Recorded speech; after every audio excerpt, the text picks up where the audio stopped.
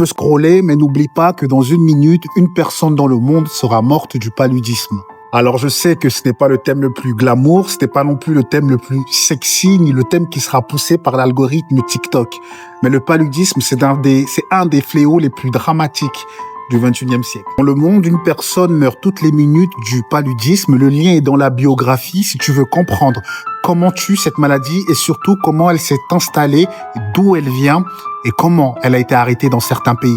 Des choses que tu dois retenir. Il faut savoir que le paludisme, c'est 600 000 décès par an. Ce n'est pas une épidémie ancienne, c'est maintenant que ça se passe. Savoir également que 95%, je dis bien 95% des décès ont lieu en Afrique. C'est une maladie qui est géographiquement ciblée, mais mondialement ignorée.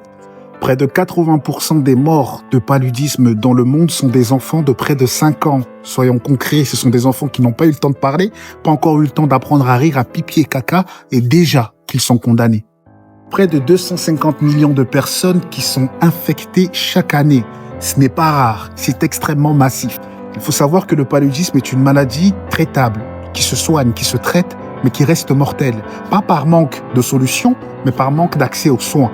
Moi, j'ai fait une vidéo sur l'origine du paludisme. Elle est disponible sur YouTube. Soyons honnêtes, elle ne fera certainement pas des millions de vues, mais elle prend le temps d'expliquer ce dont personne ne parle jamais.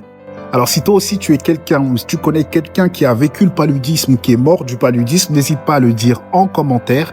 Pourquoi? Parce que derrière les chiffres, il y a des vies et ton commentaire peut aider d'autres personnes. À très vite.